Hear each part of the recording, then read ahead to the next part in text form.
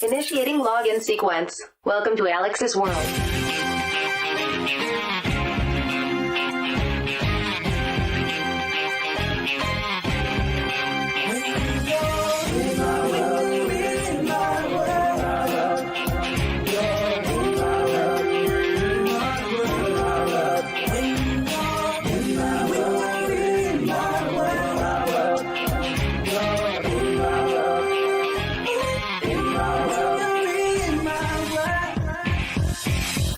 Ladies and gentlemen, welcome to a very late night edition of my AEW Double or Nothing 2022 review, brought to you by Just Alyx, right here in Alyx's world, a safe space for wrestling fans like you. I hope you guys are awake. I wouldn't blame you if you're not. If you're watching this tomorrow or the next day, or in this case, later on today, because it's midnight for me. Regardless of when you're watching this live or not, thank you for making me a part of your day. Wow. That was a marathon. That was quite the show. We'll get into what we'll always say about these AEW shows. I'm at the point now where I've just accepted that these are just going to be long. I've accepted that AEW are going to do New Japan shows.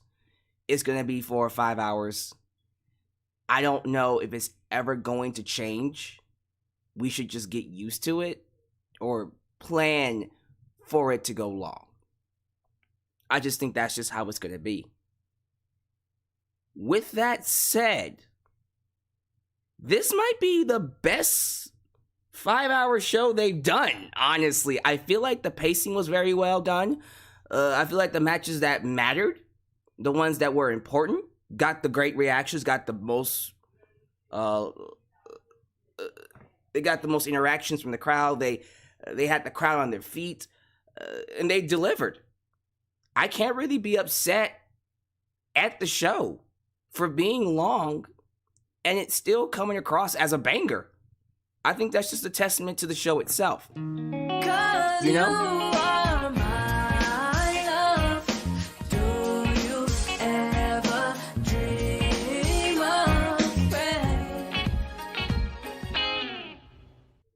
Stranger Things S4, Obi-Wan Kenobi, Top Gun Maverick, and then Double or Nothing.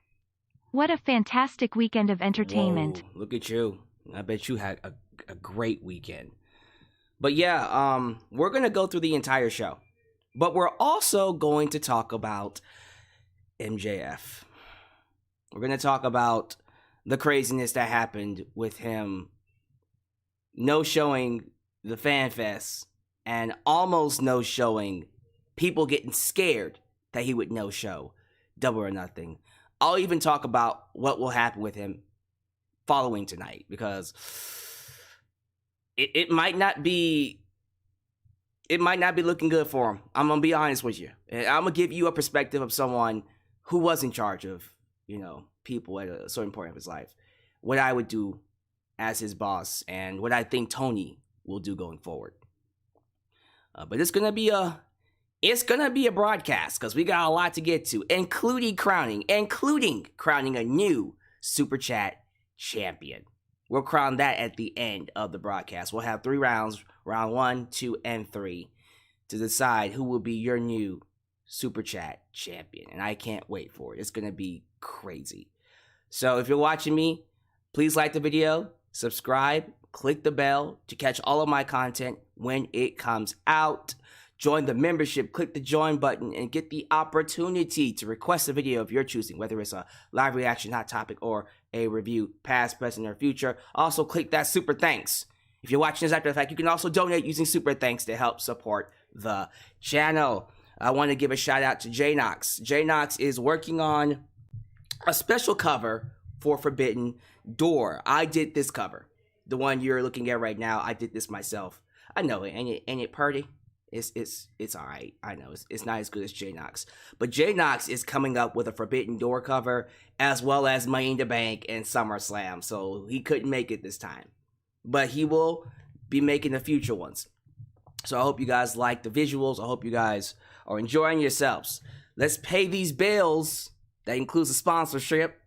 And then we'll get to some shout outs. And then Super Chat Championship Round 1. So be sure you time me. Are you ready? I would like you guys to like me on Facebook, follow me on Twitter, just Alyx Central. Also, give me a follow on Instagram and give me a follow on Spotify, but also give me a follow on TikTok, for I'm the tickest of the talkest. Donate using PayPal, Patreon, Cash App, Venmo, and yes, Super Chats are officially on. You can donate at any point in time during the broadcast and get your thoughts played live on the air. And don't forget to email me at justalyxsworld@gmail.com for business inquiries, just to say hi, and please get yourself a t-shirt today at Pro Wrestling Tees. Get you an old school Deluxe Man t-shirt, get you a new school Alyx's World t-shirt, but most importantly, get you a blonde hair, blue eyes, apple pie, America, it's the remix t-shirt made by Ishtranox and Firestar Heart. All this down below in the description and box. And you know what's better than a leather wallet? You know them old man leather wallets that be ripping up every 2-3 months. Don't you guys get tired of that? What about your phone cases cracking? Maybe you should get you a metal wallet or a metal phone case. I know you're asking, well, Alyx, how do I go about doing that? I got just the thing for you. Let's get a quick word from our sponsor, and then we'll get to some shout-outs. Today's video is sponsored by The Ridge. Are you tired of traditional leather wallets wearing out? Are your phone cases cracking way faster than they should? Perhaps you're a minimalist and are searching for something more small profile. Well, The Ridge is here to help. The Ridge offers metal-plated wallets and phone cases that will last you a long time. Quality materials come in aluminum, titanium, and carbon fiber, making it hard to damage and long-lasting. Its slim design allows you to carry it anywhere, even in the smallest of situations. Each variant has a strap or clip to fasten your money, as well as an expandable card holder that holds between 1 to 10 cards, including credit cards and IDs. Today, if you click our link and use the coupon code RAWCognizance, you can get 10% off your first purchase. That's ridge.com/rawcognizance and the coupon code RAWCognizance in all caps. Stop carrying worn down bulky wallets and flimsy phone cases. Get complete control of your belongings today by contacting The Ridge. Thank you to The Ridge for sponsoring that for this awesome channel. Manscaped would be a great sponsor as well. They are not sponsoring me. But let's see what could happen there. I'm looking at my microphone. It looks like you guys can hear me. I think you guys can hear me. Everything's good. Last time I did this, I went a long time without being heard. We're looking at 120 people live. I like it. Show some love to the moderators. Ultra Shaw 97, Firestar Heart, Elias, Demi, and Godzilla Hawk, who help keep this a safe space for wrestling fans like you. Ladies and gentlemen, we might have to shut this contest down already. I'm going to just tell it like it is, y'all. Because Nickname Mai has returned, and he's kicking off round 1 with what might be the knockout punch. So let's play these super chats for round 1, and then we'll go ahead and get to the shout outs here. Here we go. Super Chat Championship round 1 commencing.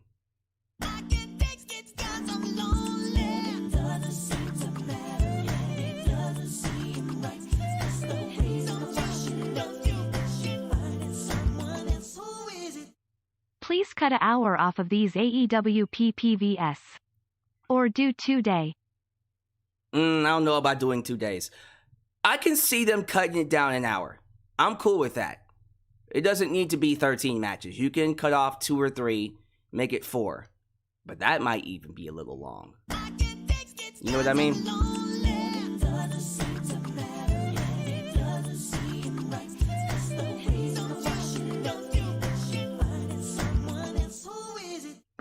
We made it through, Alyx. Can't wait to hear from you. Why, thank you. I appreciate that. It was a marathon. I'm pretty sure the live experience is different. When you're there live, you don't feel it. It's a different experience when it's live, for sure. But still, watching. $100 donation.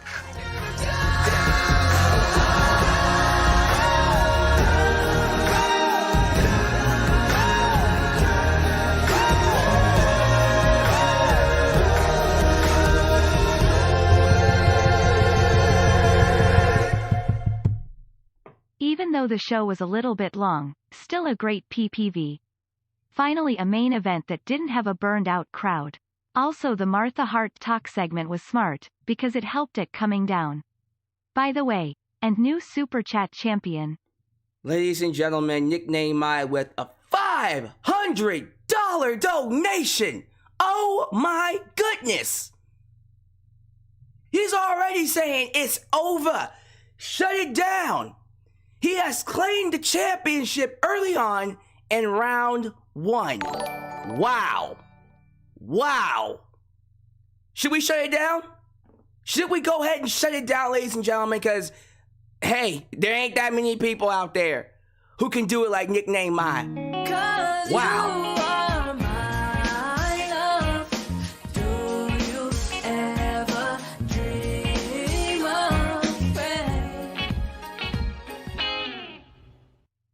I'm pissed at people comparing MJF to Sasha, Naomi.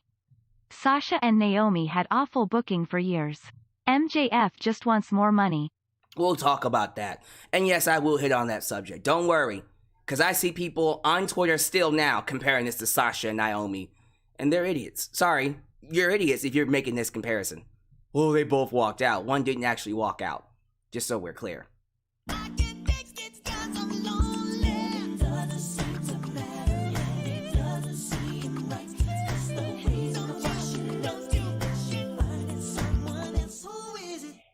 Punk won more AEW titles than he won MMA matches.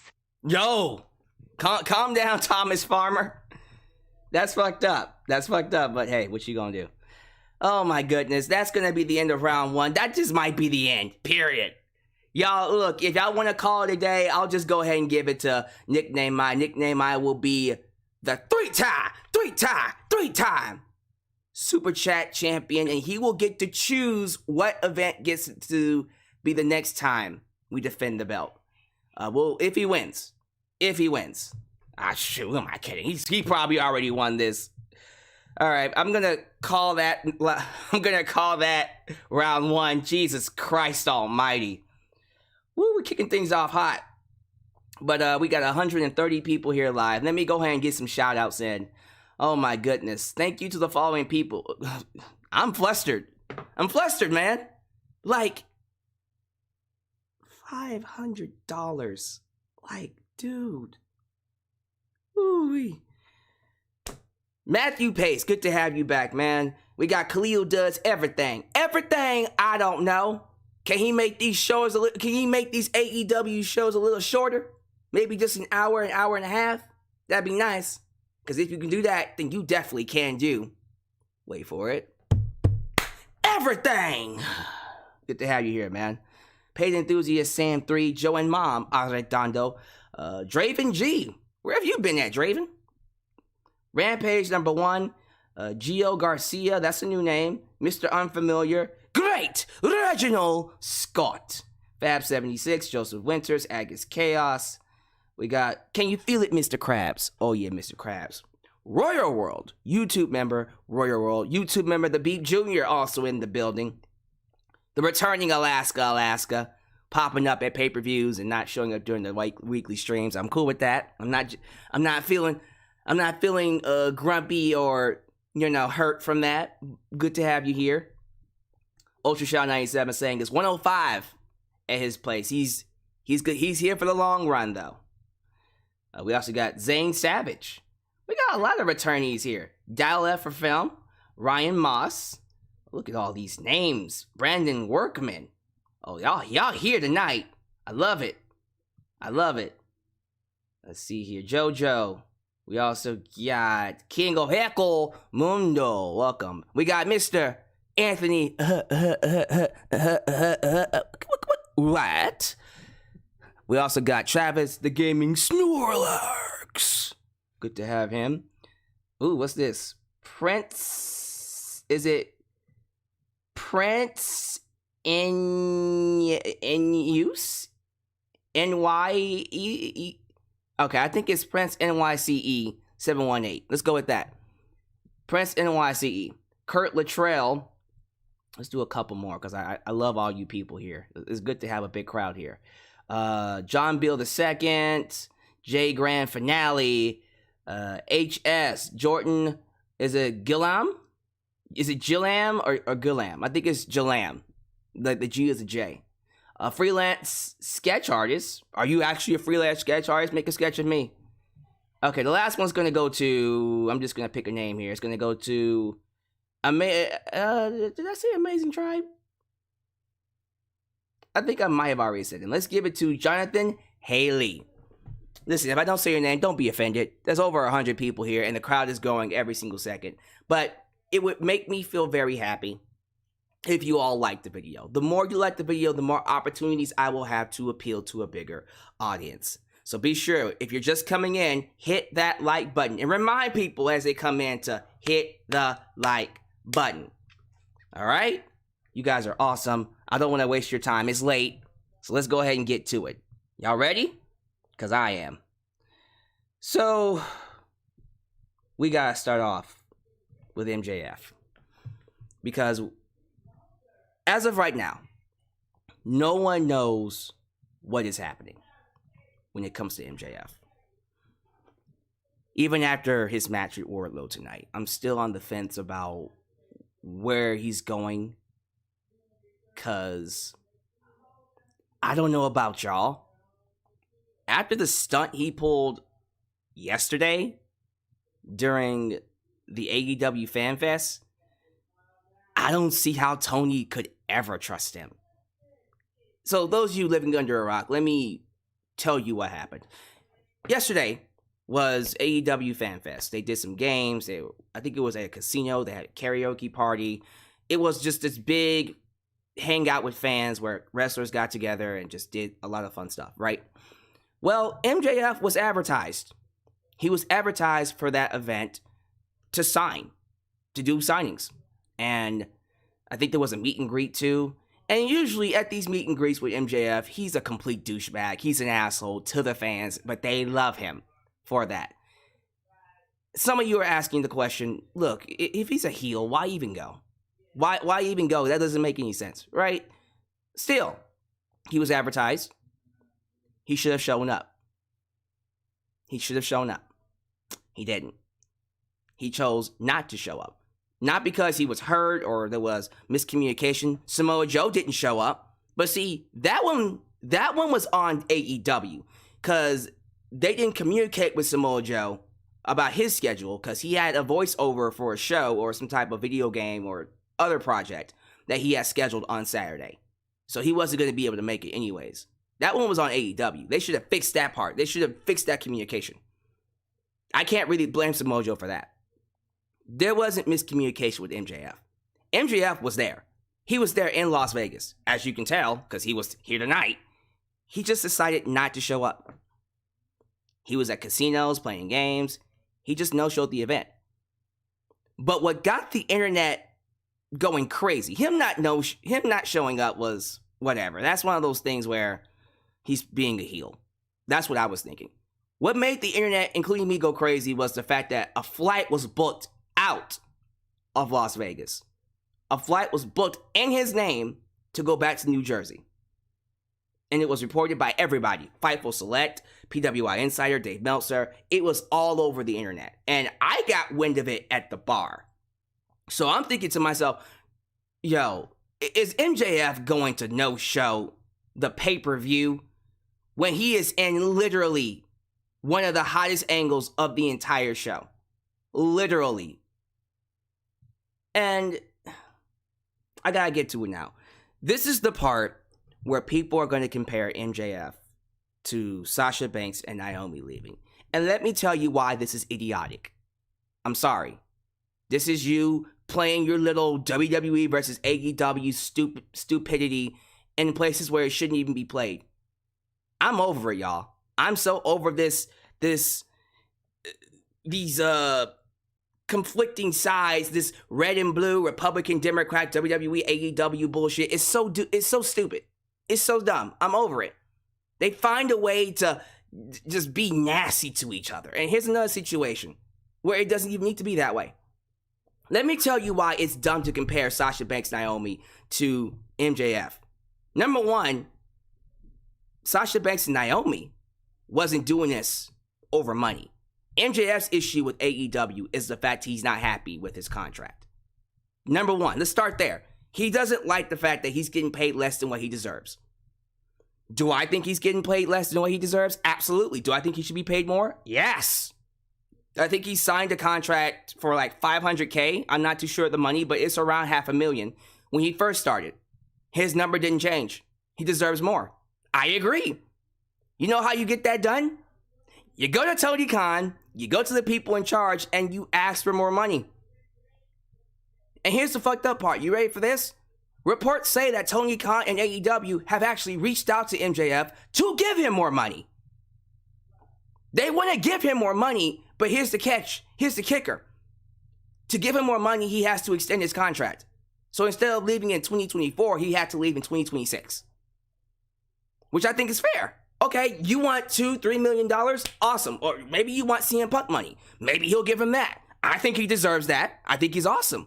But to get that, you have to stay. I'm not going to give you no $2, $3, $4, $5 million, and then within a year you're going out to WWE. Sorry, buddy. That's not how it works. If you're gonna make $5 million, you're staying with us for an extra 2-3 years. But MJF doesn't want that because he knows in 2024 the bidding war between him, AEW, and WWE, it's gonna be wild. Because they're going to be throwing money out the wazoo to get MJF. And he doesn't want to ruin that. He doesn't want to position himself to risk that from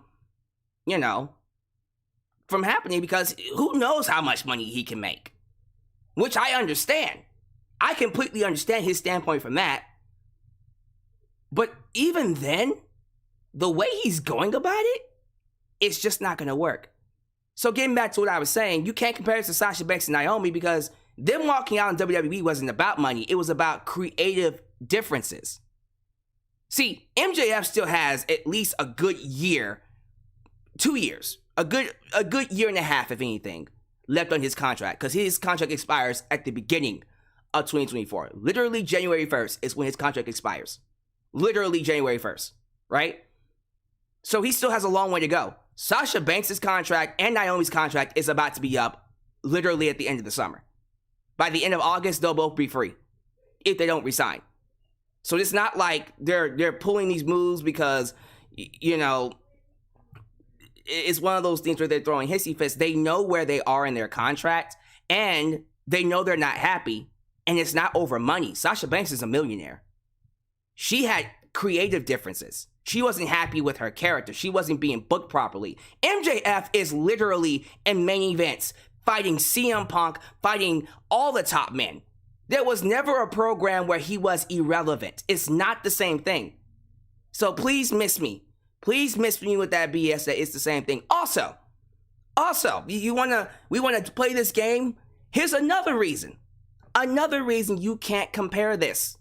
What did I just say about AEW and Tony Khan trying to talk to MJF to give him more money? MJF has never had one conversation with Tony Khan about a new contract. Sasha Banks and Naomi, the first thing they did when they got to the arena and found out about that six-pack challenge that was dumb, they went straight to Vince. They tried to work it out. They tried to negotiate. They tried to actually play it by the book. And it didn't work. And so they walked out afterwards. Also, the very obvious elephant in the room why this is actually different is that MJF didn't walk out. He showed up at the event. Sasha Banks and Naomi, they walked out. You've never seen them since, and you will never see them again. They are done with WWE. MJF, homeboy didn't walk out. He no-showed a fan event, which was still fucked up because people paid money to see him. But he still showed up tonight. It's not the same thing. Stop comparing the two. People who are doing that are just looking to continue this WWE versus AEW bullshit.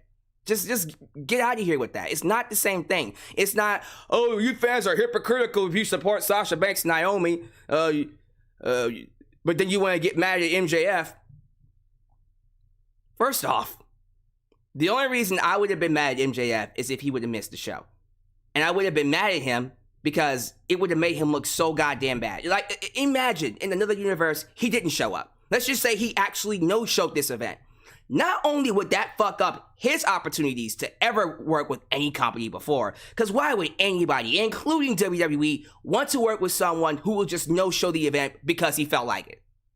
Why would anyone want to work with him? Just something to ask yourselves. Why would anyone ever want to work with that?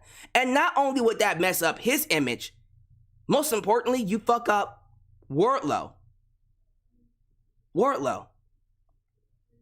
If MJF was to have no-showed this event, Wardlow wouldn't have been made a star. He wouldn't have gotten his moment, which was very integral in this show.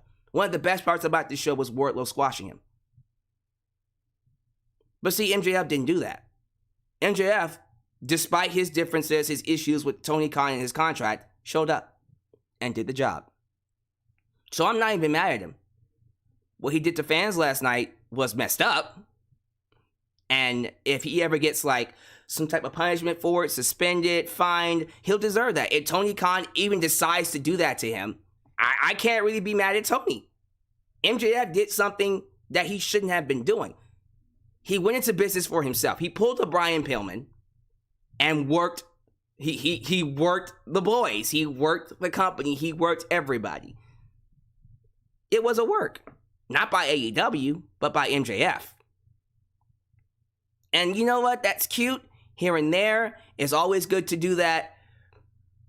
But if you go too far with it, like, you get to a point where you start becoming untrustworthy. Like, you just start doing things because you feel like it. I don't know if the company can ever trust you to be the top guy. I'm sorry, like, Tony Khan, the headache he must have had throughout this entire ordeal. Imagine being Tony Khan right now. Sitting on pins and needles wondering, like, is MJF going to show up or not? Is he going to screw us over? I don't think Tony could ever trust him. I don't even know if Tony even wants to make him a champion now. Would you make MJF your champion after what he did? That's a legitimate question. Like, I'm very curious to know what you all feel about that, because that's, I don't know. Like, from a business perspective, it wasn't a good look. So, we'll see what happens going forward. But, if I was in charge, man, it's going to be a long time for me to ever trust MJF. I don't know. I can't make him my world champion. I would love to. I think he had great heel heat.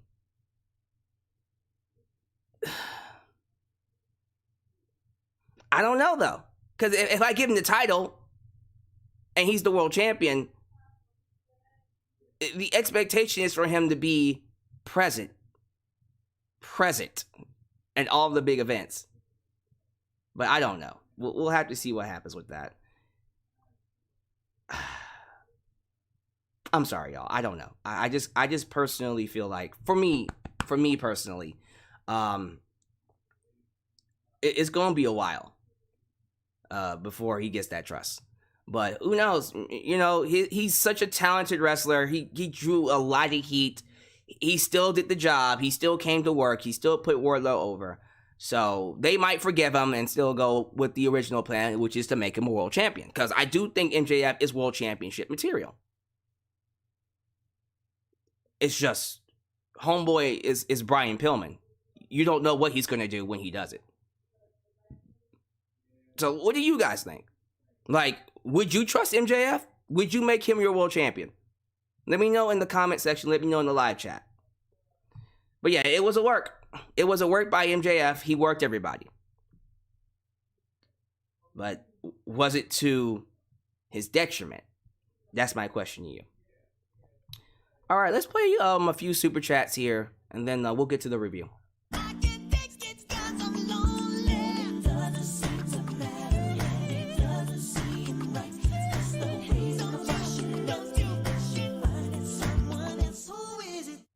My Heat lost Game 7 sadly by now AEW review. Yep, now you hear. You here to hear me talk about some wrestling. But yeah, that sucks. Apparently, the the finals for NBA is now going to be the Warriors versus the Celtics, right? So essentially, it's going to be a Warrior championship season again, right? I don't follow NBA a lot, so I'm assuming that's what the odds are. The odds are in the favor of the Warriors. I mean, Steph Curry, you can't go wrong with him. I know that for sure. But yeah, let's go ahead and let's not waste any time. Let's get to the review. It's late. I don't want to keep you guys here too long. Give me your thoughts about MJF and what you think they're going to do with him going forward. Now, AEW Double or Nothing live in Las Vegas, Nevada. I believe this was at the T-Mobile Arena. I think they sold it out. It was a sellout. 14,000 fans in attendance. That's really freaking awesome. I'm still going to keep saying this. I think AEW could really do some big numbers. Like if you did this at a stadium or any type of 20,000 plus arena, you would be able to sell it out. I do believe AEW can do bigger numbers. That's just me. For pay-per-views especially. Yeah. For pay-per-views, you can do arenas. You can do freaking stadiums if you want.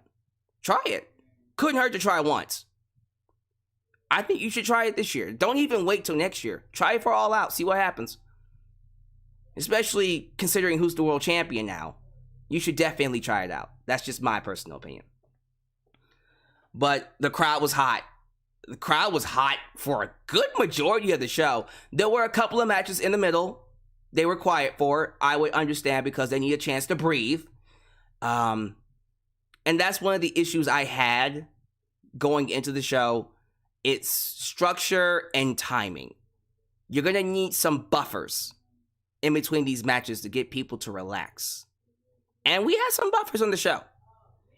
It was certain matches that they put on the card for the simple purpose of giving the crowd a reason to breathe. To breathe. So I appreciate Tony for that. That being said, and I gotta keep saying it, 5 hours is too damn long. 5 hours. No, it's 5 hours and 40 minutes if you count the buy-in. So 5 hours. It's too long. And for those who were there early, 6 hours. That's way too long. I'm gonna keep saying it over and over. A wrestling show at most should be 4 hours. Even that's kind of long. Like, even still, 4 hours max. 4. I think if you did shave off a couple of matches here and there and still have a couple of buffers to give the crowd a break, they wouldn't feel it. The crowd was still hot for a good majority of the show, but they were still dead. 5 hours, 5 hours and 40 minutes is too long. I'm gonna keep saying it. No matter what you try to do to make it work, you can't. That's too long. Someone is gonna take a hit. Some matches are going to suffer, and that's what happened tonight. A lot of matches came off strong, but there were some that were good that didn't get a good reaction because the crowd was just tired. Sadly. But what you gonna do? Hey, at this point, I've just conceded to the fact that these shows are gonna be long. I think Tony is aware. Tony Khan is very aware that, yeah, these shows are a bit long. But I think his issue is he has such a stacked roster.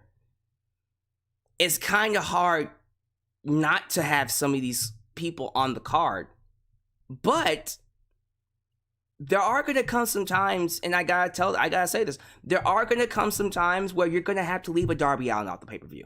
You're going to have to leave a Hardy Boys off the pay-per-view. You're going to have to leave a Young Bucks. You're going to have to leave an MJF. You might be leaving him off a pay-per-view for a long period of time. But you're going to have to leave some people off the card.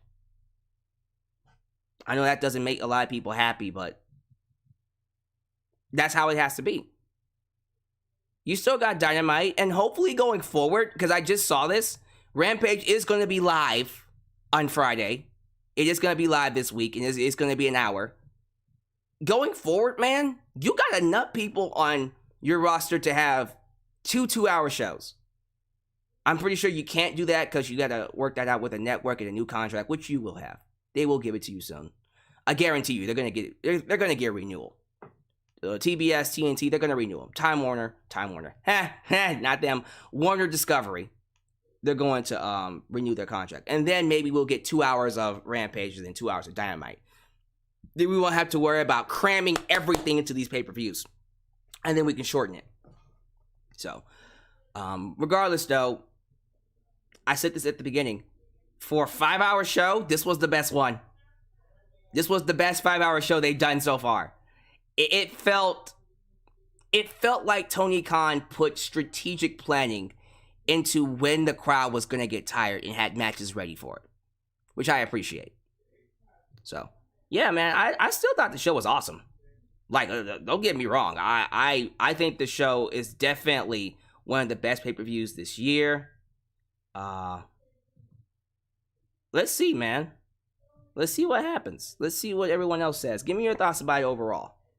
We're just going to go through all the matches now. Midway, we'll do round 2 for Super Chat Championships, and then we'll crown the winner at the end. I think we might have to just call it, though. I have a good feeling that it's going to be really hard to top what Nickname I here did, but we'll have to see. Maybe we'll get a miracle. All right, buy-in match. Hookhausen, a.k.a. Hook and Danhausen, taking on Tony Nese and Smart Mark Sterling. Hookhausen was over. Excuse me, they were over. Not over.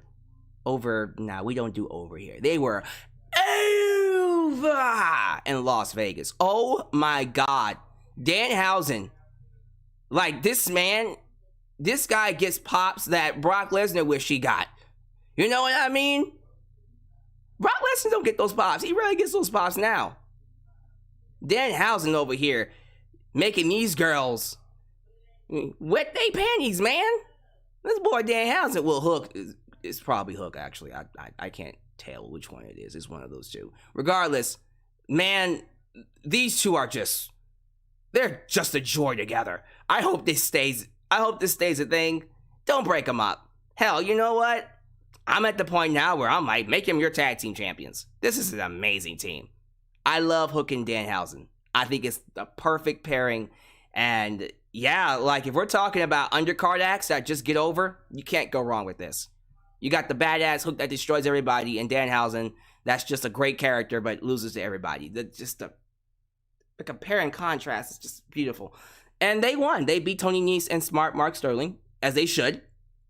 And Danhausen got the victory. Cursing. I think he was either cursing the crowd or cursing Tony Nese. Maybe he cursed the crowd because the crowd got tired. Anyways, I love the fact that when he curses the wrestlers inside the ring, he actually starts kicking their butt. So the gimmick is, when it's just a regular match, he doesn't put his curse on them, he gets his ass kicked. But when he curses them, it literally is like he can beat anybody. So imagine Danhausen versus Orange Cassidy. Oh, that's going to be so good. But I loved it. I thought the buy-in was great. It actually could have been on the card, if I'm being honest with you. All right, but that's the buy-in. Let's get to the card itself. We were all kind of concerned that MJF wasn't going to show up. But the moment they said, this match is opening, you knew. You knew he was going to be there. And he was. His music hit, got tons of boos, got a nice, fuck you, MJF, fuck you, MJF, fuck you, MJF, fuck you, MJF chant. Loved it. Love it. Really good. Very clever from Las Vegas. But Homeboy showed up, and he did the job. Wardlow squashed. Absolutely squashed MJF. Completely obliterated him. And it was glorious. I will defend. I will give in till I'm victorious. Sorry. I will defend. Dun, dun, dun. I miss that theme song so much. I miss that theme song. Bobby Roode should bring it back. Anyways, yeah, this was perfect. Perfect booking. Everything they've done with Wardlow, I can't argue otherwise. I think it's been absolutely outstanding. This was the perfect way to book this. He completely squashed MJF after 2 years of abuse that we all been waiting for. And god damn it, when Wardlow got his picture put up on the Titantron and they say you were all elite, tears started rolling down the fans' faces and his face. God damn it, it's not that hard to create a star. And here we go again. AEW has created another star. Wardlow. Another star created. It's like they just do it. It's just a habit now. They know how to create stars. Every single pay-per-view, a new star is born. Last pay-per-view, well, actually not the pay-per-view, but what happened after the pay-per-view around that time was Thunder Rosa. Thunder Rosa got her moment, and she became a household name, and now she's killing it. Now Wardlow's a big name in the company. So I'm very excited to see what they do with him. Honestly, send him after the TNT Championship. Give him that belt. Have him run with it for the longest. Give him the longest reign. That's what I would do. Now, as for MJF, he did get stretchered out after taking not 1, not 2, but 10 power bombs. He got stretchered out. And people are speculating, is him being stretchered out an indication that he's going to be fired? Is he going to be suspended? Is he going to be off TV for a while? Look, if I'm Tony Khan, more than likely he's going to be off TV for a while. Just for a little while. I don't think he's going to be fired. I don't see him. I do not see him being released. I don't think Tony is that dumb. I think he's just going to keep him off TV for a little bit, let him be humbled, and then later on bring him back. We'll have to see what happens. Because I'm at the point now, and this is just me. This is just how I feel. If you're just gonna go into business for yourself, like, what's the point? Seriously, like, I don't know. That's just me. But hey, let's see. They might bring him back, and then next thing you know, he's beating CM Punk. Hey, it could happen. How long do they keep him out? Probably like a couple months. They'll bring him back around All Out. We'll see. Now, that being said, I do want to talk about this next match, though. Because this next match, the Hardy Boys versus the Young Bucks. Can we, sorry about that, didn't mean to do that. Can we just talk about what was going on with Jeff Hardy's boot? Because they came out, they got great reactions. Not as big of a reaction as Wardlow got, but still they got great reactions. And Jeff Hardy was off. I noticed the way he was walking, he was stumbling, and instantly when I saw that, I went, shit. Which one is it? Are you high? Are you drunk? God damn it, Jeff. And like, I'm sorry, like, history has shown you when the man starts stumbling inside the ring, you're thinking, all right, well, we know what this means. And it wasn't that. Apparently his boot was broken. He had a broken boot, wrestling with a broken boot, and that's why he was stumbling. He almost fell off the top rope. He was a little sluggish because his boot was fucked up. But midway through the match, they had someone go out there and fix his boot. And then his improvement, his wrestling style improved. His wrestling performance improved. And the match got better instantly. Because at first, the match was good. Like, the first half of the match was good. Then it got awesome towards the end. After that, it was just like, whoa, okay. Well, clearly it was just a small inconvenience or a small problem that they had to fix. But once it was fixed, they just got going and it was awesome. Both teams tore it up. And the Hardys won. I was thinking the Young Bucks were going to win here. I think the Young Bucks could use a win. But if the plan is to turn them babyface with Kenny Omega, yeah, let them go on a losing streak. Put over the Hardys, as they should, because the Hardys should take on FTR next, for the record. That's the next match I want to see, FTR versus the Hardys. Holy shit. God damn, that match would be fire. Yeah, give them some wins. They need that win. Young Bucks would be cool. I thought the match overall was great, though. Great match. I just, got a little concerned when Jeff out there was stumbling. Y'all have to understand, like, like my first instinct when I see that is to be like, I don't know what to do. And really quick shout out to the Young Bucks during Rampage last Friday for bringing in Gangrel. I didn't get a chance to talk about that, but they brought in Gangrel, and that was awesome. Good pickup. Not even a pickup. We'll get a special guest appearance. That one was really cool. So I even liked seeing them cosplay as the Hardys and freaking Brandon Cutler cosplaying as Lita with the Lita thong. I'm done with Brandon Cutler. Who got a big reaction? The fans were chanting for Brandon Cutler. Really cool stuff. But yeah, that was a good match. Next up was Jade Cargill, my girl Jade Cargill versus Anna Jay. Listen, y'all. I'm gonna be real with you. The match was fine. It wasn't spectacular. It wasn't great. It was fine. It was a match. They had some good moments in there. Anna Jay looked somewhat competitive, but not too much, because no one in their right mind thought she was gonna beat Jade Cargill. Everyone knew that Jay was going to retain. So let's not waste any time with that. You know what was going to be the outcome the moment you saw the match. However, that doesn't really matter at this point, because what mattered is what happened after the match, and we're going to talk about that right now as soon as I can pull it up. But yeah, ladies and gentlemen, like, we had some surprises tonight.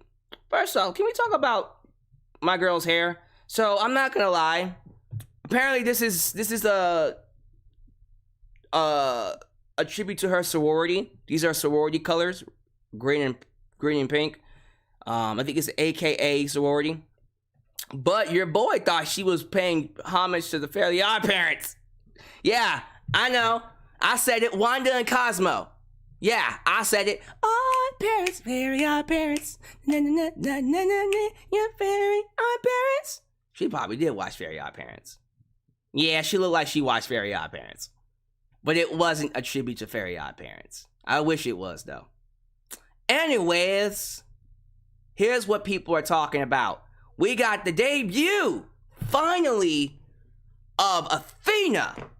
Ember Moon finally debuted after the match, because our girl Jade Cargill was confronted by not just Athena, but also everyone's favorite former alien, Chris Statlander.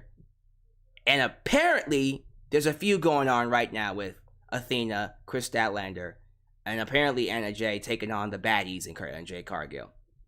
So, you'll also notice there's a certain male right there.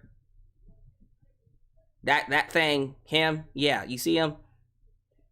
Some of you are gonna go, isn't that Malcolm Bivens? No! That ain't no goddamn Malcolm Bivens. Get that name out your mouth. That is Stokely Hathaway. Say it with me. That is Stokely Hathaway. Hathaway. He is now the new manager, or the new consultant, or the new spokesperson of Jade Cargill, which I think is a fantastic pickup. That is going to be a great person for Jade. So I'm very excited for that. And they were both signed, by the way. Athena and Stokely. So I'm very excited to see what they do with them. But yeah, like, hey, all the people like, why they gotta sign everybody, huh? Why they gotta sign Athena? Why they gotta sign everybody? Why would you not sign Athena? Why? What's wrong with you? Matter of fact, they should sign Taya Valkyrie too when her contract expires with Impact. You know what I mean? Like, why are people losing their minds over that? I'm happy for Athena. I think Athena's going to be excellent for the women's division. That's exactly what they need, is more veteran wrestlers to help out the women. Now, in terms of who will dethrone Jade Cargill, I want it to be Athena, but because the fans are so much behind her, it will most likely be Chris Statlander, which I'm cool with. I'm not complaining about Chris Statlander whatsoever winning that title. She's amazing. She's always been great. The moment she took off that the alien makeup and started being herself, it's almost like she got 10 times, 100 times better just being herself. So, I'm cool with Chris Statlander winning, but I'm not gonna be all like, but, if she doesn't, and it goes to Athena, because Athena's amazing. All right, Death Triangle taking on the House of Black. Woo! This match was amazing. I'm just gonna go ahead and say it. I'm not even gonna waste your time. This match was crazy. This was PWG out the wazoo. It was a car crash. It was amazing. Spot fest, high flying character. Cero miedo, animo. Luchador, powerhouse. Brody King doing a dive over the top rope and landing on a goddamn apron. Holy shit. Almost killed himself. But this match was outstanding. I loved every bit of this match. What everyone's going to talk about, though, what everyone is going to talk about, of course, is the turn. What turn, you're asking? And that is the turn of Julia Hart. Varsity Blonde's Julia Hart storyline, it's been going on for almost a year now. It's been going on for a while. It finally had a payoff when she interfered and cost Death Triangle by spraying mist in the eyes of Pac and helping Aleister Black get the victory. Julia Hart is now the newest member of the House of Black. And you know what? I think it's amazing. I like her look. It's giving me... It reminds me of Homegirl from Death Note. What's her name? It's the love interest of Light Yagami. What's her name? That one. That chick. That's what she reminds me of. That is the best compliment, actually. That's what she reminds me of. Put her name in the comment section. Put her name in the live chat. Some of you are already saying it. I forgot her name. I haven't seen Death Note in a while, but that's who she reminds me of. Yeah, I'm excited. Hey man, keep it growing. Shit, I'm at the point now where, screw it, send Aleister Black after CM Punk. I'm serious, send Aleister Black after CM Punk. CM Punk versus Aleister Black would be fucking fantastic. Are you kidding me? Are you kidding me? And then the Death Triangle can go after the Trios titles, which is going to be a thing. Can't wait for that one. So yeah, awesome match. Definitely one of the best matches on the entire card. So, yeah, y'all, that was not even like, what, the first 2 hours? I guess. But let me go ahead and play these next super chats here. And then we'll get to some more reviews. This is going to be round 2 of the YouTube Championship. Here we go.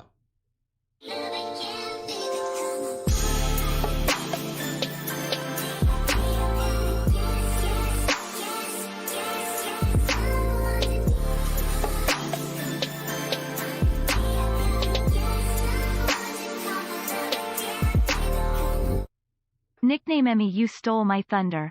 You crazy man. And I don't want to hear anything about Heat losing. But the Warriors are going 4-0. Well, that's what happens. Nickname Mai steals everyone's thunder. Sorry. You are my love. Do you ever dream of rain? Hey Alyx, just want to let you know I got a second job and started my wrestling training last Friday. So expect to see me pop in like Thunder Rosa soon. Cool. By the way, the Thunder Rosa happened to pop in while I was talking, because I saw some people saying Thunder Rosa. Because if she's here, like, I would like to shout her out, because I thought her match was amazing. I did. I thought her match was absolutely outstanding. The one she had with Serena D, which we'll talk about a little later on. Is that the end of round 2? I think people are just giving up and say, you know what, you got it, Nickname I. You got it. All right, I'm gonna move on. There's one more round. I still got one more round to see if you can top Nickname I. I can understand if you don't, but we'll see. We'll see what happens. And it's Misa. Thank you so much. Misa from Death Note is what she reminds me of. That was such a good anime. I might have to go back and rewatch that. All right, so let's move on to the next two matches, which is the Owen Hart Cup matches. So, Samoa Joe versus Adam Cole. All right, the match was solid. This was when the crowd was starting to feel it. This was when the crowd was like, all right, this show's getting kind of, we kind of wore ourselves out a little bit at the beginning of the show there with Wardlow and House of Black and freaking Athena and all of them. I need a breather. I need a break. That's when we kind of started to feel it here. And here's my thing with matches like this. I love Adam Cole. I think he's a great talent, and quite frankly, him being a world champion is going to happen. I feel like he sold, and by he, I mean Samoa Joe. I feel like Samoa Joe sold too much for Adam. They had the story of him working on his arm, which I appreciate, but I don't know. Anyone else just kind of feel like Samoa Joe should have put up more of a fight? Now, he did have to deal with freaking Bobby Fish, and there was going to be interference regardless, and I'm cool with that. But why didn't Satnam Singh come out? Like, Jay Lethal, Satnam Singh could have come out and helped him, and then that would have been fine. Then you would have protected Samoa Joe, but also helped Adam Cole. I don't know. I just kind of feel like Cole beat him too easily, and I didn't like that. He did. Joe should be one of those people that should not be losing as often. And it's not like he loses a lot. This was his first loss in AEW. I don't know. I would have gone with Adam Cole. To be fair with you, I do believe Adam Cole was the right call. I just don't think the way they went about it was the right way.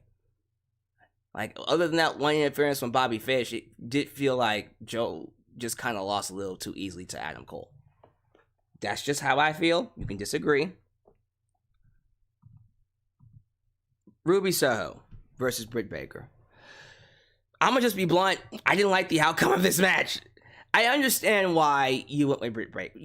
I understand why you went with Britt Baker and Adam Cole, because they're both gonna be here for the longest time, and you want your first inaugural champs, Owen Hart Cup champs, to be people who are already established, who are already stars, right? And so I didn't get too upset when Britt Baker beat Ruby Soho. I just gotta be honest. This was supposed to be Ruby's moment. There isn't a lot of times you get moments like this to establish someone. This should have been Ruby's moment. It should have been. It should have been Ruby's moment. Now I'm getting kind of worried that a moment like this won't come around that much more soon. Because I have to ask though, like, it did feel like for a good period of time that Ruby was going to win this. She was going to win this cup. I feel like she was supposed to, and an audible was called, and I can tell you exactly when it was called. It was most likely called on Friday when Ruby beat Chris Statlander and the crowd booed her. Right? And they booed her viscerally. And I think Tony Khan saw that and went, okay, well, maybe we shouldn't give it to her. But the thing is, the crowd loved her tonight. Same crowd. Still in Las Vegas. They loved her tonight. I don't know. I just kind of feel like this was supposed to be Ruby's moment. But you know what? She'll get tons of moments down the line. We'll see what they do. If the plan is to give the TBS championship to Chris Statlander and then have Jay go after the world title, the women's world title, sure, then you can have Ruby be Miss TBS champion and then we'll get it there. But I don't know. I don't know. I personally feel like this should have been Ruby's moment. I'm happy that Britt won. Congratulations to Britt Baker. I'm not saying she didn't deserve it. I actually love the fact that the couple, Adam Cole and Britt Baker won.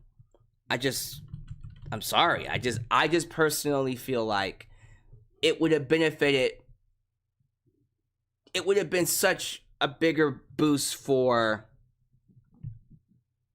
Ruby Soho than it is for Britt Baker. That's just me. Like, we can disagree. That's just how I feel, though. And who knows? Maybe it is one of those things where, hey, It is what it is. There's not much else you can just do. You just gotta roll with the punches. You just gotta roll with the punches. But all right, it's cool. I'm not tripping about it. It was a good moment. You had Martha go up there speaking to the people, celebrating, mentioning Owen Hart. It was a good speech, and it was great to finally have Owen Hart mentioned on a wrestling show and being celebrated. That to me, at the end of the day, is what matters. At the end of the day, that to me is what matters. I can sit here and tell you I want this person to win, I want that person to win. No, what matters is wrestling legacies being honored? Are stars being created? Are champions getting moments? Are we getting great shows? And we got all that. So there will be a time, and I pray there will be a time Ruby Soho gets her moment. Just wasn't tonight. So congratulations to Britt Baker and Adam Cole. Let me see if I can find a picture of them. I feel like I can find a couple of pictures. Because I let me type in Britt Baker, Adam Cole. Because I do want to show y'all the picture. At least show you the picture of the title. Here we go. This will work. This is good. Let me pull this up. So this is, look at this. Look at that. Really good stuff, man. There's the couple with the t-shirts, and then the Owen Cup. There's Martha holding the trophy. It's just good stuff, you know. It was a great tournament that I think that did a really good job of honoring the legacy of Owen Hart. So let me see here. I think I basically said all I wanted to say about that. So let's keep it going. Let's do this every year. See what happens. Okay, I don't have a card for these next two matches, so what I'll do is I'll go to the main, just the main cover for this one. So you had this 6-man tag for it wasn't even for a title, but it was for the right to compete for the TNT title. You had Scorpio Sky, Ethan Page, and Paige Van Zandt, the debut of Paige Van Zandt, PVZ, taking on Ty Conti, or Tay Maleficent. Tayleficent? Is it Tayleficent? Or, yeah, Tayleficent, excuse me. Tay Maleficent. Tayleficent and Samgula. Dracula. Basically, it's just Sammy and Ty Conti embracing their heel gimmick. They're just evil, and next thing you know, they're just going to be making out and just being horny people on TV. That's their gimmick. And pissing people off. And they're embracing it. So them and Kazarian taking on Scorpio Sky, Ethan Page, and Paige Van Zandt. So let's get to it. Paige Van Zandt is green. Shocker. I'm not saying she was terrible. I see potential. Homegirl's not no Ronda Rousey. Ronda Rousey picked it up like it was nothing. Kurt Angle picked it up like it was nothing. Paige Van Zandt, it's going to take her a while. She's still green. She didn't look bad. She looked pretty decent, actually. But she's not at the level I feel like she should be at to be on TV and wrestling other women. Keep her on dark. Keep her on elevation. Let her get better. Then once she's at a point where she looks good and is smooth, absolutely, put her on TV more. She has charisma. She's very attractive. But no sir. The highlight of the match was Sammy super kicking Ty Conti. Just bop! Just straight up kicking the shit out of her. By accident, not on purpose. He kicked the shit out of Ty, and she sold it like, and Sammy's like, no! Fuck, I'm sleeping on the couch. That's right, Sammy, you sleeping on the couch, especially after you lost the match. Y'all lost the match too, so you can't even compete for the title no more? as a result of being, well, Kazarian got pinned by Scorpio Sky, but as a result of losing the match, neither Kazarian or Sami Zayn can compete for the TNT title as long as Scorpio Sky holds it. So, that sucks. That really sucks. But this feud is over with. Good. Let's move on. I'm ready to definitely move on from Sky and Guevara. And yeah, Scorpio Sky should get a reign. He should get a reign. By the way, now that I have your attention, I gotta talk about this title. Can we talk about the title really quickly? The new design of the championship. I fucking love, y'all. I fucking love this title. I love it. I think it might be my favorite TNT. It really might be my favorite TNT championship design. And I'm not just saying that because, you know, I like Scorpio Sky. I think he's a great talent. I'm serious. Like, I do 1000% believe this might. Here it is. I found it. Let me pull it up. Okay, so look at this. This is beautiful. It's clearly paying homage to the LA Lakers, and Scorpio Sky is from LA. But yo, this championship looks amazing. I love it. I think it's great. I love that the TNT title is starting to represent the wrestler that holds it. I think this is easily one of their best designs. I think it looks amazing. It especially looks good on Scorpio Sky. Like, look at this, man. Man! One of my favorite designs. Really is. And yeah, I think Scorpio Sky deserves to have a run with it. He should. He should get a run with it. So hopefully he does. As for who should be on for it, Wardlow. Wardlow feels like the right person. Or Keith Lee. We'll see. Now, the next match was a buffer match. Like, Darby Allin versus Kyle O'Reilly, it was just there to give the people some type of a break. They needed something to calm them down. So that's what that match was for. And it served its purpose.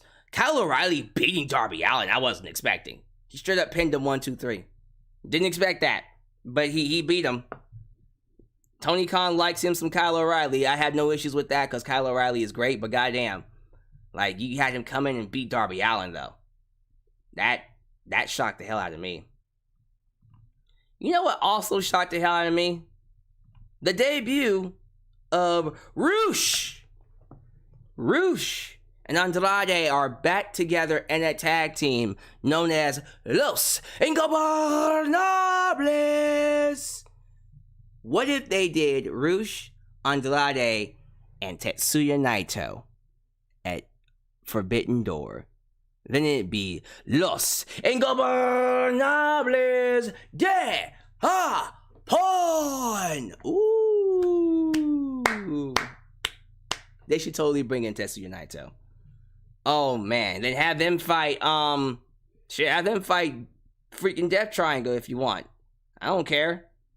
So that's really cool. Good to have Roosh in AEW. I think Roosh was someone that, as much as I liked him in Ring of Honor, I feel like he would have gotten left in, you know, they may have accidentally, you know, not done much with him, and he would have been relegated to irrelevancy. But in this tag team with Andrade, I think it's going to be fucking awesome. I can't wait for that. That's going to be such a good thing. Yeah, Rich will be great. Okay. So, I'm not going to lie to you. From this point forward, these last 4 matches make this pay-per-view worth the $50. If not, shoot, it might be worth a little bit more than $50. These last 4 matches are bangers. Every single match following Darby Allin versus Kyle O'Reilly is a banger, 4 stars, 5 stars. They are that good. I cannot stress this enough. All of these matches are great. So, if you were able to get through the first 3 hours or so to get to this point, trust me, it was worth it. But these next few matches, oh my god, starting off with my girl, Thunder Rosa, or as I did it last time, Thunder Rosa, taking on Serena Deeb. Woo! This match was outstanding. This match was a wrestling clinic. Mat wrestling, technical wrestling, reversals, stiff shots. Thunder Rosa hits hard. Thunder Rosa hits like a Mack truck. And I love it. Don't hit me, though. If we ever meet in person, don't hit me too hard. Oh, whatever. I'll let her smack me hard once. Once. You get one time a Thunder Rosa to smack me in the chest. One time. If you're gentle, I'll let you do it twice. Regardless, her and Serena Deeb, they've always had great matches. They had one in NWA for the NWA Championship that I saw. Awesome. This one, I might say this was better than that one. This match was, oh my God. So, the crowd was a little quiet when they first started because they were still trying to wake up. The moment this match got into second gear, they had him. The crowd was going back and forth between Thunder Rosa and Deeb. And lots of great counters, lots of great moments in this match. And loved seeing Thunder Rosa hit the Three Amigos off she hit a suplex off the top rope and then transitioned into her Fire Thunder Driver, which I thought was great. I gotta say it. This to me might be my favorite Thunder Rosa match as her as champion. No offense to her match with Nyla Rose or anyone else. This is the best match she's had as champion. Is it my favorite match from her? That's still Britt Baker versus her in that Lights Out match. That's still her best match to me. That's a classic. Classic. People are calling that match of the year. 2021. But as a champion, this is the best one. For sure. Might end up being the best one because this was outstanding. Great wrestling. Very excited to see who steps up to challenger next. I mean, hell, we got Athena here now. Maybe it'll be her. Maybe it'll be Chris Statlander. We'll find out. But Thunder Rosa is a great champion. And it would be really cool if she just, randomly popped up in here so we can tell her that we love her and that she's an amazing champion. How awesome would that be if Thunder Rosa just popped up and was like, yo, what it do? I don't know if she is here, though. If she does show up, let me know. She probably just kind of making the rounds, or she's probably asleep. It's late. It is late. So, we'll see. I love the match. But, y'all can't... Okay. I'm still just in awe of this next match. What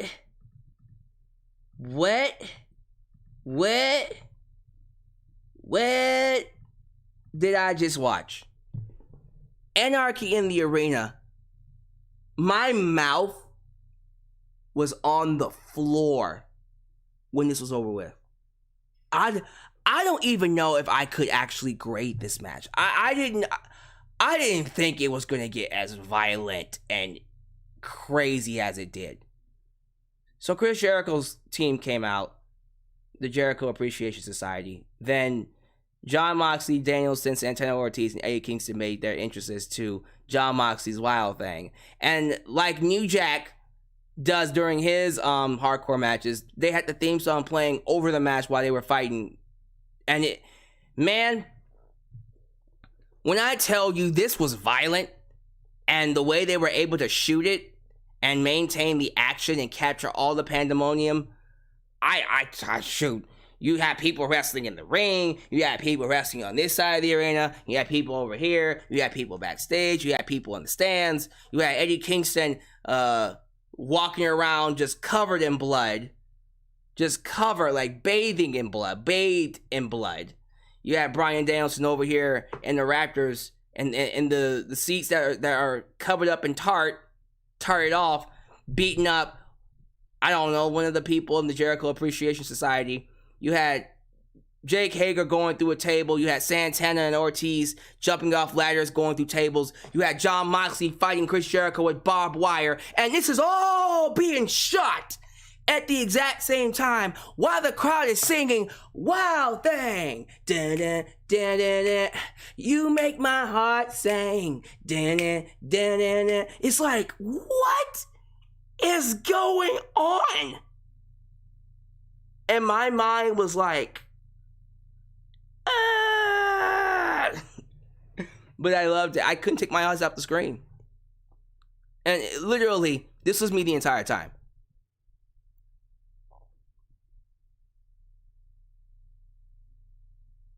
That was me the entire time. You had to pick my mouth off the floor.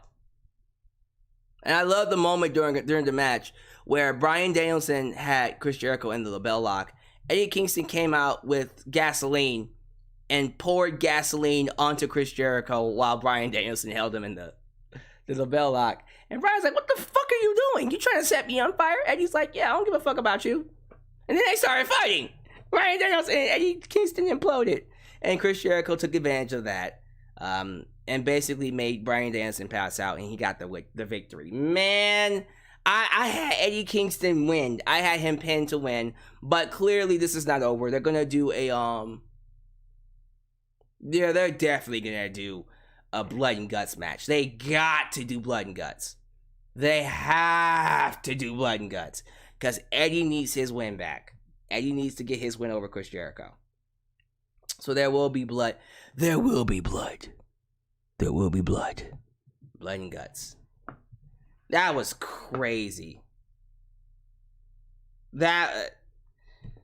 Listen, in the grade section, I just gave it an A+ because I don't even know how you properly grade matches like that. All I know is I freaking loved it. I thought the match was outstanding. I thought it was outstanding. I thought the match was great. I did. Definitely one of the best matches this year. Yeah, they said blood was all over the arena. They're still cleaning it up. That was crazy. Chris Jericho winning that match was just the cherry on top. And I gotta bring this up too. Thank you, Ultra Shadow. Thank you, Ultra Shadow 97, for making this a thing. So before the match even started, here comes Justin Roberts. This boy gets on the microphone and goes, "Ladies and gentlemen, shit's about to hit the fan. Let's get these people out here." He literally goes, "This shit's about to hit the fan." Man, when Justin Roberts he breaks character and goes, "Guys, shit's about to hit the fan. Let's just go." Crazy. So yeah, this match, I'm showing it to my friends to see what they say. Craziness. But I'm moving on because there's more to talk about. But this isn't the end. They'll definitely do a blood and guts match. War Games! That's not War Games. This match, though. This 3-way tag match. What the fuck? This was a banger! Keith Lee and Swerve Strickland. Swerve in our glory. Oh, Swerve in our glory. Taking on Jungle Boy, Luchasaurus, Jurassic Express, and Powerhouse Hobbs and Ricky Starks. Absolute Ricky Starks. Outstanding match. My boy Keith Lee did a tope suicida. Keith Lee jumped over the top rope. He can do a tope suicida. And he didn't hit his head this time. Holy shit. It was awesome. The crowd lost their shit, man. Keith Lee is one of the best wrestlers in the world. I gotta keep saying it. One of the best wrestlers in the world. This match was outstanding. This match was insane. This match was out of this world. Love seeing Luchasaurus, Keith Lee, and Powerhouse Hobbs do their Hoss thing. I'm going to tell this to every single one of you. You are looking at AEW's future world champions. Within the next 10 years or so, every person on this screen will be a world champion. If something doesn't happen to them. If something bad doesn't happen to them. Keith Lee will be a world champion. Swerve Strickland will be a world champion. Jungle Boy will be a world champion. When Luchasaurus gets sick of the mask and becomes a real person, he'll be a world champion. Ricky Starks is going to be a world champion. And of course, Powerhouse Hobbs will be a world champion. These are all future champions. Future world champions. You just gotta wait and see. That's what this match was to highlight. Now, Jungle Boy and Luchasaurus did retain. I was kind of hoping they would lose the belts here, but we'll see. Because I wanted to see Christian turn heel. But that's neither here nor there. But yeah, this match was... Oh my god, it was great. The match was awesome. But Luchasaurus and Jungle Boy retain. And here we are. We have made it. We have made it, ladies and gentlemen, to the main event of the evening. CM Punk versus Hangman Adam Page.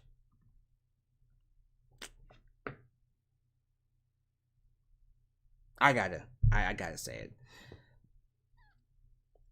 This is how you do it. This, my friends, is how you tell a story. Ladies and gentlemen, this was a fucking match. This, my friends, is how you fucking do it. Okay? CM Punk and Hangman Adam Page. I'm gonna keep saying this too, because a lot of people think I'm kidding when I say this. When I tell you that Hangman Page at the end of 2022 is going to be in the conversation for Wrestler of the Year, I fucking mean it. I 1000% mean that. I'm serious when I tell you that he is going to be in the conversation for Wrestler of the Year. Hangman Page is one of the best today. Not just as an in-ring performer, but as a storyteller. It boggles my mind how he's figured it out. He figured it out. He knew damn well what he was doing when he was healing up on CM Punk. The moment he cut that promo weeks ago saying, I'm going to embarrass CM Punk. I'm going to embarrass him. He showed that heat. He told the world, I am trying to protect AEW from you. You're thinking to yourself, yo, man, like, what's the deal? Well, he almost went there. He showed a dark side. He showed very close to a heel side of Hangman Page. We got it, because the fans were booing him. They were chanting for CM Punk. CM Punk played the babyface throughout the entire match. And Hangman Page beat his ass. And, you know, they were using each other's finishers. I gotta be honest. I thought Hangman Page hitting the GTS looked better than CM Punk hitting the GTS. Sorry. I thought he has a great I think Hangman Page has an awesome GTS. He should use that. He won't, but he should. It looked great. It looked amazing. He made it look great. CM Punk has a very bad buckshot. He botched it twice. He botched the buckshot twice. But they played it into the match, and that's something else I really appreciate. When CM Punk botches, it becomes an extra layer in the match, and they work it in there. So like the first time CM Punk botched it, Hangman Page just picked him up and went for the GTS. The second time he botched it, Hangman Page, like for a split second, got cocky. He said, you dumb son of a bitch. And then boom, Punk jumped up and hit the clothesline. Like, to me, like, when you make the botches a part of the match, it actually makes it better. The one thing that they shouldn't have done was pretend it didn't happen. You know, he botched. Play that into the match. I think that helps the match, actually. It helped the match. But then that ending, though. That ending with Hangman Page. After they take out the referee, they have a referee bump, right? Hangman Page sees the championship on the floor. And he's healing up. Like, you'll never win this championship. Never. You'll never win it. But he sees the title. He goes for the title. He picks it up. He's like, get your ass up. Get up, Punk. I'm not going to let you win this title. I'll cheat if I have to. And so Punk sits up on his knees, and he's begging off. He's like, no, brother. Whoa, brother. Brother. Whoa, brother. Whoa, dude. Brother. You know, just begging off like Hollywood Hulk Hogan, apparently. And no, he's questioning himself. He's like, I don't want to do it. I want to do it. I'm better than this. And then ultimately, he didn't do it. He doesn't do it. He throws the title down and goes to beat CM Punk the right way, which costs him the match. Because then CM Punk counters the buckshot into the GTS and pins a 1, 2, 3. Wow. Hangman Page lost the title doing it the right way. Damn. And CM Punk is now your new AEW World Champion. 7 years. 7 years, and here he is once again, your champion. That's beautiful. I'm sorry. If this isn't an A+, if this isn't a classic match, what are we doing here? What are we doing here? If this is not a classic, what are we doing? I thought this was I thought this was perfect.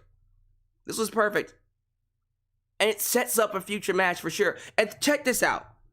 This future match can go a multitude of ways.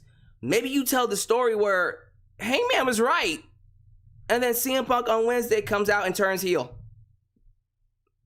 And Hangman was like, I'm trying to save this company for him, and this is why. I tried to save him, and now look at what happened. And then you go into a second match where Punk is the heel and Hangman Page is the face, but he's a much more dangerous face. Wow. Or you turn Hangman Page heel, which I think would be fucking awesome if they did that. I'm cool either way. I'm cool with either one, honestly. So, man, it's just great storytelling all around. That's what it's about. And CM Punk, regardless of how you feel about him just being happy to be here, I can't really say I hated this. I was happy to see him win. I'm happy for Phil. I am happy for CM Punk. I know a lot of people don't want to hear that, but nearly a fucking day. He was gone for 7 years. I gotta keep saying it. He was gone for 7 years. 7 years, y'all. We never ever thought we would see that happen. But here he is. Here he is. Man. And I gotta show you this photo. I gotta show it to you. Because this is beautiful. Check this photo out. Look at this. Look at this. That's so goddamn cool. That's so cool. CM Punk's the world. Y'all, Punk is the champion. Wait. Hello? CM Punk. CM Punk is your world champion. Holy shit. Wow. This is amazing, man. This is the same guy I thought would never come back to world. This is the same guy I thought would never come back to wrestling. It's the same guy that I just assumed was done. And here he is now, standing in front of me, the best in the world as world champion. Wow. I don't know about y'all, but this is a perfect ending to a pay-per-view. Y'all could hate the middle of the card. So if I'm gonna be honest, I'm pretty sure everyone that comes to me will say the last matches were great. The first 4 matches were great. The last 3 matches were great. But those matches in the middle, the 4 matches in the middle, you could have trimmed them out. You could have trimmed out Jay Cargill. You could have trimmed out Darby Allin. You could have trimmed out Darby Allin, Kyle O'Reilly. You could have trimmed out the 6-man tag between Ty Conti and them, where Sammy super kicked the fuck out of Ty Conti. Homeboy sleeping on the couch, just so you know. You could have trimmed that out, right?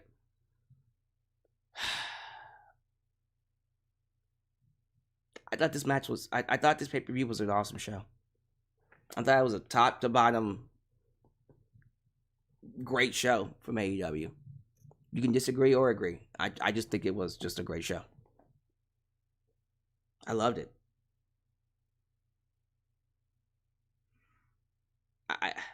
But I do agree with Nick Neyma. He says, if you trim the card, the main event will feel less special. You're right. You're absolutely right. You're absolutely right. I don't know. So I agree. I think this show was definitely... it was long, but overall, it's definitely one of their better shows. I think it's one of their best ones. That's just my opinion. You can disagree or agree. Whichever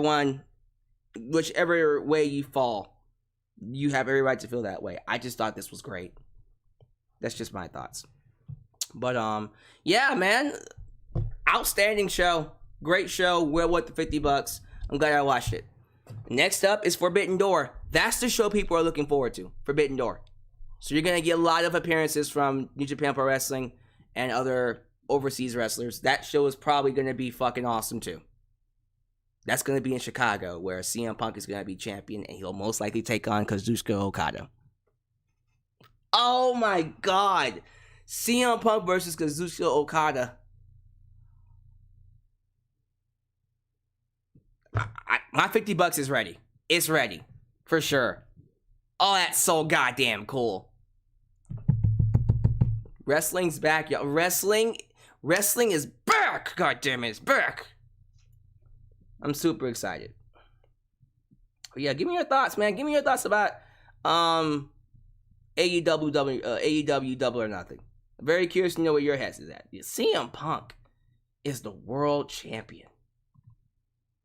Surreal, man. But yeah, guys, that's gonna do it. So I'm gonna go to the live chat. I'm gonna go ahead and turn on super chats. This is the final round. I'm gonna give you guys a good 15 minutes. After 15 minutes, I'm calling it, and nickname I will be your new 3-time Super Chat champion. So let me go ahead and start working on the cover while I read your live chat comments. Cause, man, CM Punk being the champion again, that's just too perfect, y'all. It's like everything, all the trouble, all the pain and turmoil that he put himself through. You know, it was worth it in the end. You know what I mean? It was worth it. I'm happy for Phil. I don't know Phil. Hopefully one day I'll get to meet him, and hopefully, you know how what they always say, don't meet your heroes, right? Well, hopefully he's not like that. Hopefully he's actually a really cool dude. It would really suck if he wasn't. I think he's cool. I feel like he's not that type of guy. You know what I mean? That type of dude that just disrespects fans. You know? Booker T made a bad take that nobody will care about the Forbidden Door pay-per-view. He's supposed to say that. He's a fucking kiss ass. Guys, we got to stop. We got to stop taking people like Booker T seriously. He's going to kiss ass. He's going to lie. He is going to say what he has to say to appease the WWE masses. The masses. Massa say this, Massa say that. That's his job. His job is to appease his masses. So, don't be upset at Booker T for doing what Booker T always does. You know what I mean? It is what it is. I'm sorry. I know a lot of people don't want to hear that, but that's Booker T for you. He's going to do that.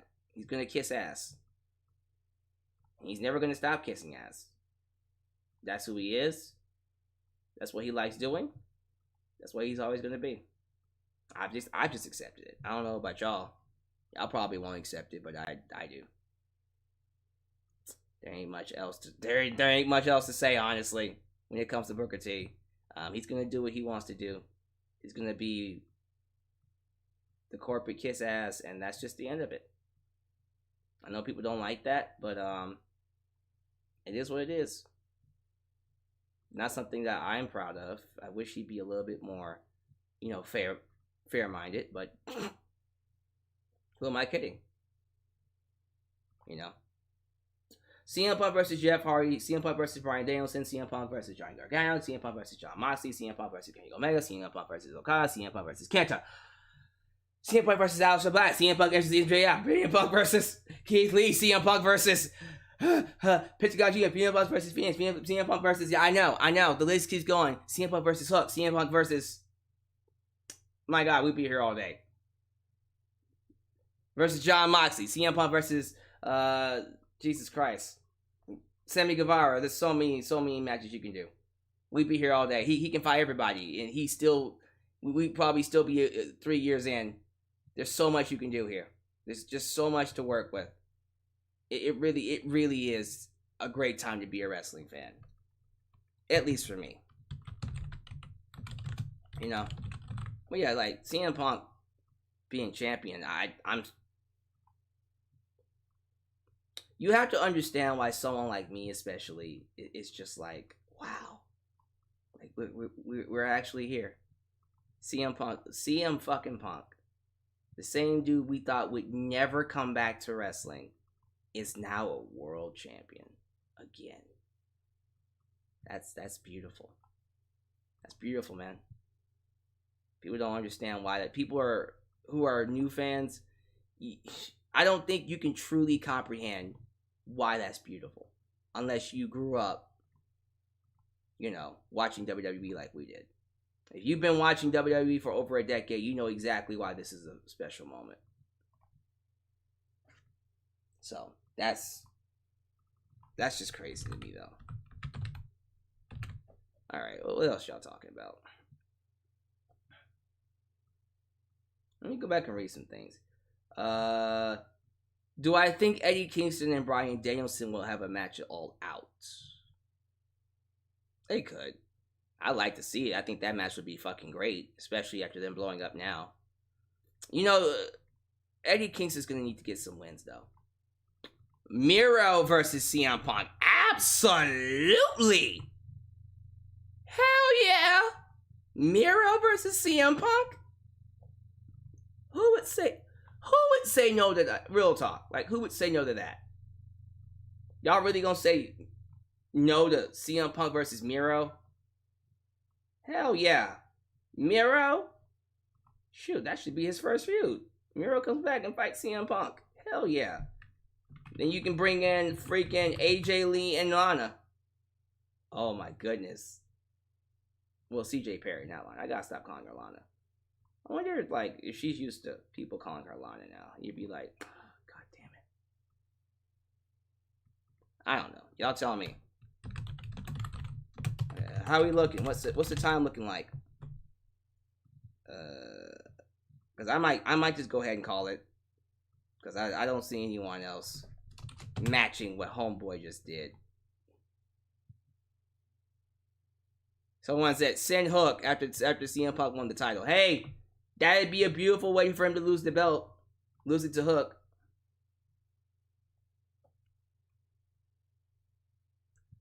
David Sakaria.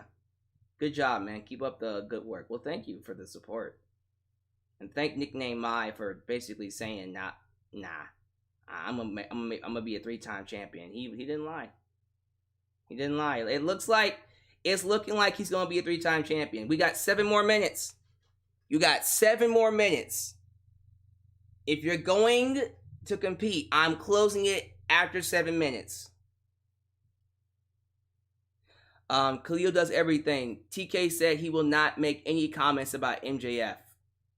Oh.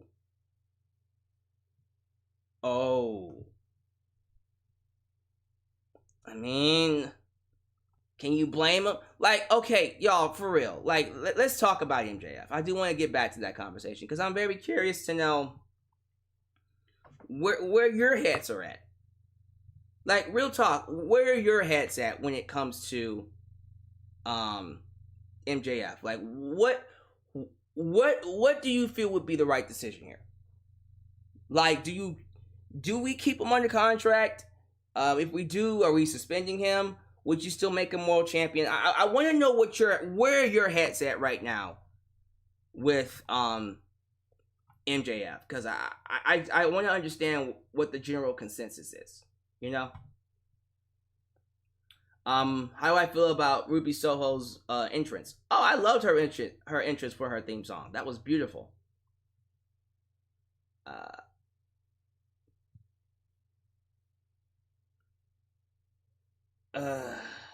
Yes, I do agree the TNT title was a great design.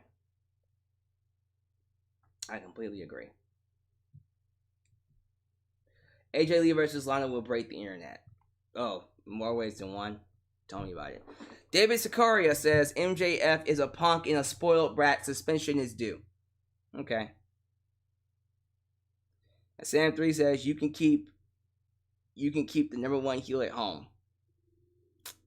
I mean, you can also turn someone else heel and make them the number 1 heel. I'm just saying. Kiko Pecco Mundo says Tony needs to punish MJF and cut his TV time to show Tony is the boss and he's still under contract. Okay, interesting. Mr. Unfamiliar, MJF should be paid like a top star, but not until 2024. Khalil does everything. Keep him under contract, have him be out for a couple months till he settles, then have him come back and beat Punk for the world title. I mean, would you trust him with the world title, though?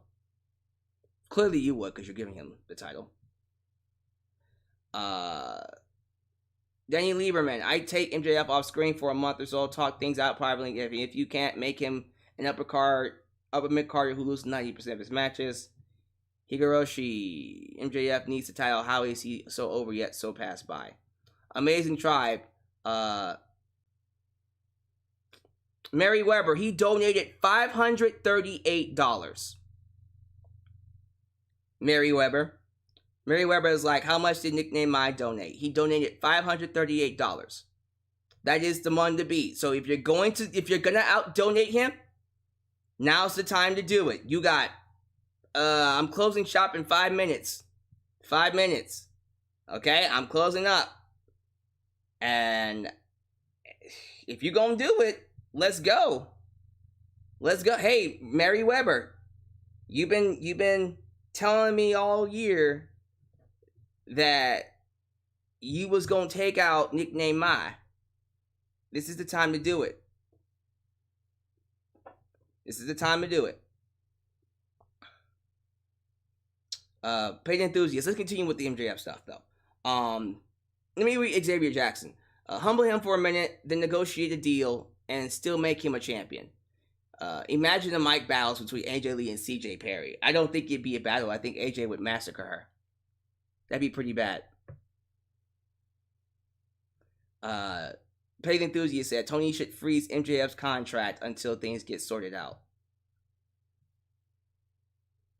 Man. Yeah, everyone's looking at Mary Weber right now. Everyone's just like, Mary Weber, you gon' outdo her. She's like 500 though. I'm like, yeah, 500. Yeah. You got 500 to donate? I mean, again, you got 3 minutes. I understand if you can't do it. Nickname Mine came in and said, whoosh, mine. Now, everyone's looking at Nickname Mine. Nickname Mine took out Victor Velasco. Remember when Victor Velasco came in here? My boy Victor walked in here and said, I'm going to take this title. And then Nickname Mine said, no. This shit ain't going nowhere. Nowhere. That's still one of my favorite Super Chat Championship defenses. Amazing Tribe. What are your thoughts on what Sasha and Naomi are thinking to choose to stay in WWE or go to AEW?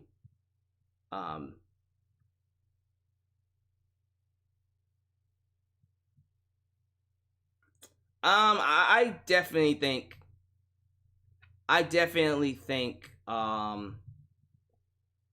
Sasha and Naomi are going to AEW.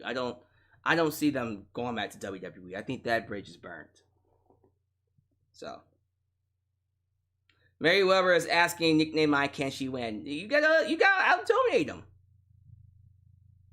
Mary, like, everyone's just like, bro, you could literally be the first female champion. Think about all the women.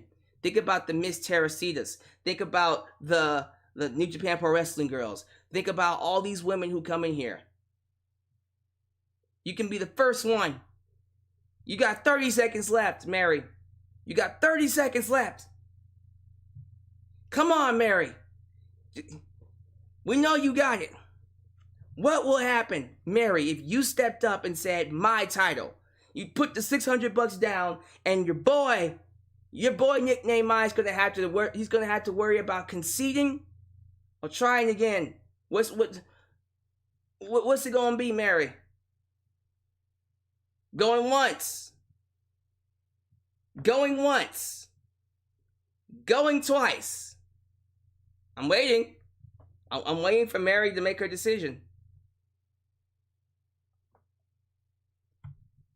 This is exciting. Everyone's waiting on bated breath for Mary to see what her decision's gonna be. And I think Mary, her silence says it all. Yeah. Okay. So there it is, ladies and gentlemen. It looks like your new three-time Superchat champion. I can't believe it is Nick.